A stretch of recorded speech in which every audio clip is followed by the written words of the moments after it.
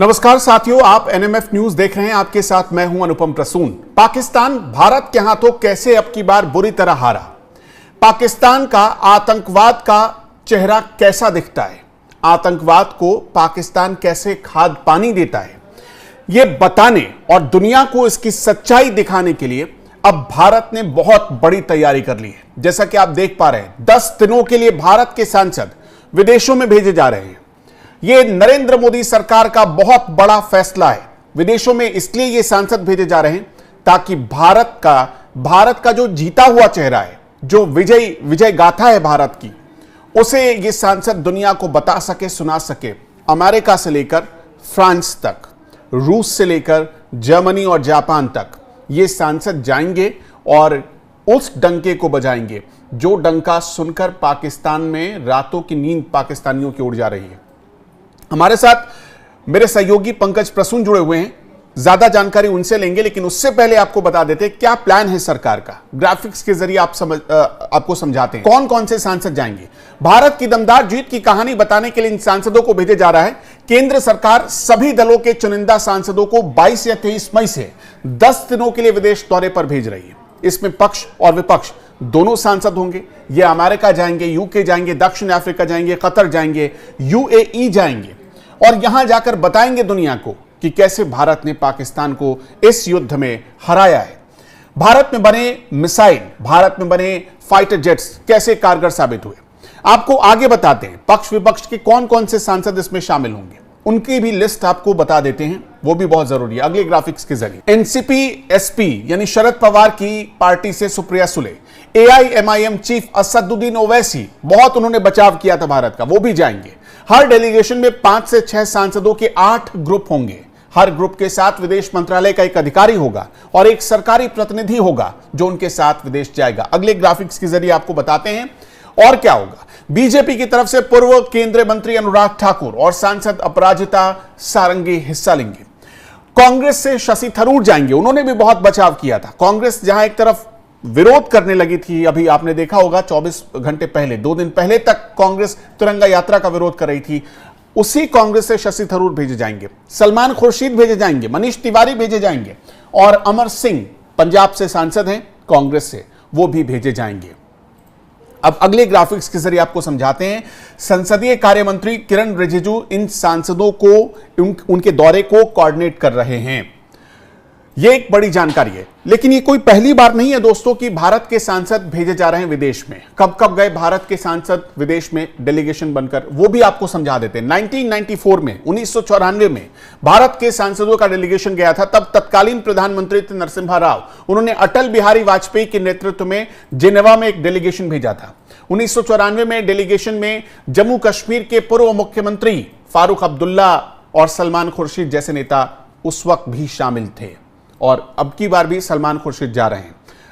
2008 में जब मुंबई हमला हुआ, पाकिस्तान के आतंकी मुंबई में दाखिल हुए और जो कत्लेआम मचाया था, उसके बाद मुंबई हमलों की कहानी और पाकिस्तान के भेजे गए आतंकियों की दास्तान, पाकिस्तान पर आतंकवाद, पाकिस्तान का आतंकवादी चेहरा दिखाने के लिए दुनिया को एक मनमोहन सरकार ने भी डेलीगेशन भेजा था।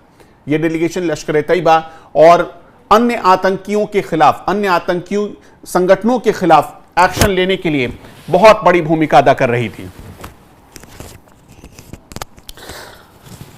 तो इस तरह से भारत का यह डेलीगेशन वक्त वक्त पर जाता रहा है और पाकिस्तान की पोल खोलता रहा है। इस बार भी वैसा ही होगा, पाकिस्तान की पोल खोली जाएगी, आतंकवादी चेहरा पाकिस्तान का दिखाया जाएगा और बताया जाएगा कैसे इन आतंकियों को पालता पोसता है। पंकज, सरकार ये जो फैसला ले रही है इन सांसदों को भेजने का, सबसे पहले तो जहन में यही आता है कि दुनिया को सरकार बताना चाहती है, लेकिन इसके पीछे क्या कोई और भी बड़ी प्लानिंग हो सकती है?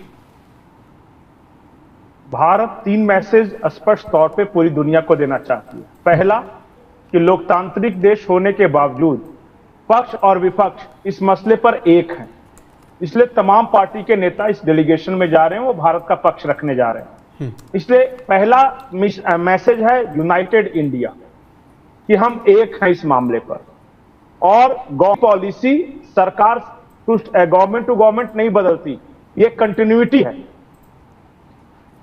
दूसरा मैसेज ये है कि वो जो पाकिस्तान एक मुस्लिम उम्मा नाम का शब्द बहुत इस्तेमाल करता है कि जो मुसलमान है वो जानबूझकर असदुद्दीन ओवैसी, सलमान खुर्शीद वगैरह को इसलिए रखा जा रहा है कि दुनिया को यह बताएंगे कि पाकिस्तान से कम मुसलमान भारत में नहीं। अगर उनके पास 20 करोड़ मुसलमान है तो हमारे पास 22 करोड़, उनसे 2 करोड़ ज्यादा हैं। ये ऐसे वक्त में डेलीगेशन भेजा जा रहा है जब राहुल गांधी सवाल उठा रहे थे कि आप ऑल पार्टी मीटिंग तो आपने बुलाई थी पहले, लेकिन अब आप सत्र क्यों नहीं बुला रहे हैं? आप सत्र बुलाकर जानकारी दीजिए। और इस बीच सरकार ये फैसला लेती कि डेलीगेशन हम दुनिया के दौरे पर भेजेंगे। नहीं, अभी आप उदाहरण दे रहे थे कि नरसिम्हा राव ने अटल बिहारी वाजपेयी को भेजा, तो नरसिम्हा राव के समय उनका सौभाग्य था कि एक मैच्योर और विद्वान नेता अटल बिहारी वाजपेयी नेता प्रतिपक्ष था। हमारी मजबूरी है कि हमें शशि थरूर को भेजना पड़ रहा है, क्योंकि सामने वही मैच्योर, पढ़ा लिखा, ज़हीन महीन और जिसको विदेश नीति की समझ है वो। तो अब नेता प्रतिपक्ष नहीं है उतना मैच्योर, तो ये नरेंद्र मोदी जी का दुर्भाग्य है। हम तो चाहते थे कि शशि थरूर जैसा कोई आदमी या उससे भी कोई बेहतरीन डिप्लोमेट अगर सामने रहता तो भेज देते। खैर, इन सब बातों में पिटी पॉलिटिक्स में क्या पढ़ना, क्योंकि हमारे यहाँ तो लोग ऐसे भी है जो कह देते हैं कि प्रधानमंत्री कायर है तो सरेंडर कर गया, तो ये खैर उन सब चीजों में नहीं पड़ता। जो दूसरा मैसेज मैंने बता दिया कि एक मुस्लिम उम्मा वाला मैसेज, पहला कि यूनाइटेड इंडिया, दूसरा मुस्लिम उम्मा, तीसरा आप देशों का सिलेक्शन देखिए जहां जहां भेज रहे हैं। यूरोप में ब्रिटेन ही है, वो भारत चाहता तो फ्रांस भेज सकता था, लेकिन फ्रांस तो ऑलरेडी हमारी तरफ है क्योंकि उसका राफेल ऑन स्टेक है और वो हमारे साथ डिफेंस स्ट्रेटेजिक पार्टनर है, तो वहां जरूरत नहीं पड़ी। दूसरा महत्वपूर्ण राष्ट्र ब्रिटेन था, वहां भेज रहे हैं। अरब में हम सऊदी अरब और कतर में भेज रहे हैं। अफ्रीकन कंटिनेंट में हम साउथ अफ्रीका भेज रहे हैं। हम जो देश की मैं लिस्ट देख रहा था, हम जापान भेज रहे हैं। Another Asia tiger but rival of China, economic rival है। तो सिलेक्शन ऑफ कंट्रीज भी देखिए कि भारत ने हर कंटिनेंट टच किया है और हर कंटिनेंट में एक ऐसे देश को टच किया जो हमारे काम आ सकते हैं। ऑस्ट्रेलिया भी जा रहा है, मैं जानकारी के लिए बता दूं, शायद इस लिस्ट में नहीं था। तो यही अब तीसरा की ये रणनीति। मैं चौथी बात में ये बताना चाहता हूं कि भारत सरकार या रक्षा मंत्रालय ने साफ साफ कहा, आज भी रक्षा मंत्रालय का एक ट्वीट है जिसमें कहा है कि ऑपरेशन सिंदूर जारी है। जो अब तक हुआ वो ग्राउंड ऑपरेशन था या मिलिट्री ऑपरेशन था।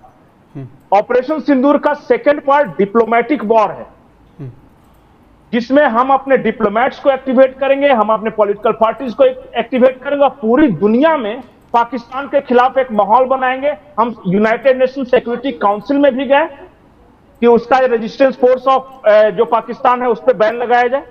TRF हम कोशिश करेंगे, हम कोशिश करेंगे कि वो FTA के ग्रे लिस्ट में पाकिस्तान जो अभी है वो ब्लैक लिस्ट में चला जाए। तो ये ऑफेंसिव सिर्फ मिलिट्री नहीं था, वो हमें हर उस खेद को बंद करना है जहां से रिस्क और आतंकवाद भारत की धरती पे आ रहा है। ये 4-5 मुद्दे हैं।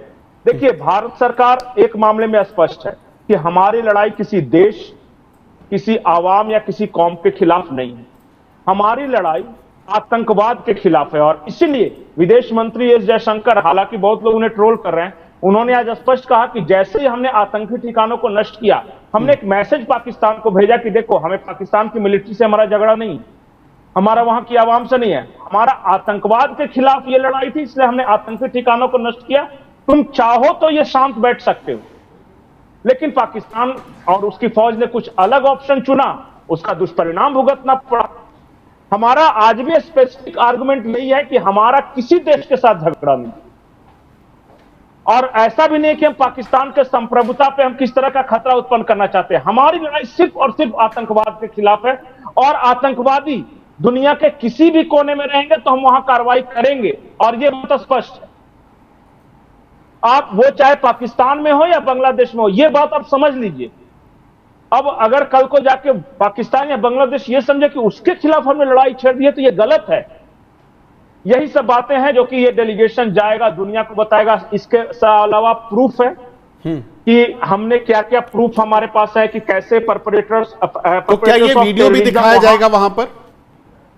सारी बातें नहीं, आतंकी ठिकानों का जो प्रिसाइज हमला हुआ है वो वीडियो दिखाया जाएगा। हमारे पास वीडियोग्राफिक एविडेंसेज हैं, सैटेलाइट हमने लगा रखे थे जब आतंकी ठिकानों पे हमने हमला किया था, तो भारत के 5 सैटेलाइट पाकिस्तान के ऊपर थे जो कि एग्जैक्टली बता रहे थे कि वहां आतंकी गतिविधि हो रही थी और कौन कौन से किस किस तरह के लोग हैं। हमने यूएन डेजिग्नेटेड टेररिस्ट को खत्म किया है भाई, जिसको संयुक्त राष्ट्र ने टेररिस्ट माना था। हमने पाकिस्तान के कहां किसी मिलिट्री बेस पर अटैक किया, वो तो बाद में किया जब उन्होंने हम पे किया तब। अच्छा, आपको इसमें कोई संभावना दिख रही है कि इस वक्त भारत के मेड इन मतलब इंडिया हथियार थे, जो वेपन थे, उनका भी बहुत जबरदस्त बड़ा रोल रहा इस पाकिस्तान को हराने में, तो क्या उसके बारे में भी दुनिया को बताया जाएगा? इस डेलीगेशन के, मुझे नहीं लगता कि डेलीगेशन ये बात बोलेगा, लेकिन दुनिया के जो डिफेंस मार्केट में पहले से ही हंगामा मचा हुआ है, बहुत सारे आर्टिकल छप रहे हैं। आज मैं फ्रेंच 24 का एक आर्टिकल देख रहा था, या चाइना का जो है, या फिर जापान का एक है, वो कह रहा था। जापान वाले ने तो स्पष्ट कहा कि भारत के मेड इन इंडिया जो ये हैं इक्विपमेंट्स हैं, उन्होंने कमाल का परफॉर्मेंस किया। मिसाइल्स और एयर डिफेंस सिस्टम वगैरह सबकी तारीफ की थी। इसलिए पाकिस्तान ने खास करके हेडलाइंस दिया था, Pakistan offers India to make 5th generation fighter jets. Japan ये है, जापान ने 5th जनरेशन फाइटर जेट के लिए 6th जनरेशन भारत के साथ कहा कि हम दोनों 6th जनरेशन, माफ कीजिएगा, 5th generation 6th generation fighter jet के लिए जापान ने ऑफर दिया है। आज ही रशिया ऑफर कर रहा है कि Su-87 जो कि अगले जनरेशन का वो बनाओ। S-400 का हम नाम ले रहे हैं, रशिया कह रहा है कि आइए हम S-500 मिलकर बनाते हैं। इसके अलावा लेजर वेपन एक भारत ने अभी हाल में ट्रायल किया है 2 महीने पहले। तो ये क्या करेगा, अपने घर बैठे बैठे एक ऐसा रेज मारेगा कि सामने दुश्मन के फाइटर जेट्स नष्ट, और एकदम प्रिसाइज और सटीक निशाना है, उसको तो एयर डिफेंस सिस्टम भी नहीं पकड़ सकता क्योंकि वो लेजर बीम है। तो रशिया ने कहा है कि अच्छा, ये तुम्हारा एक्सपेरिमेंट बहुत कामयाब रहा, आइए इसे हम कॉमर्शियल लेवल पे कुछ और इन्हांसमेंट के साथ बनाते हैं नए जमाने का वारफेयर के लिए। रशिया ने आज ऑफर दिया है। तो जो रशिया ऑफर कर रहा है, जापान ऑफर कर रहा है, आपको क्या लग रहा है ये दुनिया के डिफेंस मार्केट में हलचल नहीं है? ये ऑब्वियसली है, हर किसी को पता है। आकाश का ये मतलब मंगाने, प्रोक्योरमेंट का ऑर्डर मिल रहा है। 17 देशों ने इंटरेस्ट दिखाया है, 17 देशों ने। तो हमने ऑपरेशन सिर्फ 3 दिन का किया, लेकिन इसका जो फायदा होगा और इसका जो डिफेंस इंडस्ट्री में, जो भारत के डिफेंस इंडस्ट्री में जो बदलाव होगा, वो मूलचूल बदलाव होगा। देखिएगा, बहुत कुछ बदलने वाला है। बहुत बहुत शुक्रिया पंकज जी आपका। और दुनिया ये समझ भी रही है कि जो आने वाला पावर है, मतलब वर्ल्ड का एक नया लीडर जो बनने जा रहा है, वो भारत बनने जा रहा है, और डिफेंस मार्केट में तो सच में बनने जा रहा है। लेकिन उससे ज्यादा भारत के लिए इस वक्त अहमियत क्या रखता है कि इंसानियत को बचाने के लिए और आतंकवाद के सफाई के लिए उसने जो ये सबसे बड़ा अभियान चलाया, जो युद्ध लड़ा उसने, उस युद्ध में कैसे वो विजेता बना और दुनिया कैसे आतंकवाद के खिलाफ युद्ध लड़ सकती है, इसका भी एक एग्जाम्पल सेट करने जा रहा है भारत। और भारत दुनिया को बताने जा रहा है कि अगर आप भी आतंकवाद से प्रभावित हैं तो ऐसे युद्ध लड़िए, ऐसे लड़िए इस आतंकवाद से, ताकि आपकी जीत सुनिश्चित हो सके। दर्शकों, आपका इस खबर पर क्या कहना है, कमेंट बॉक्स में हमें बताते चलिएगा। नमस्कार।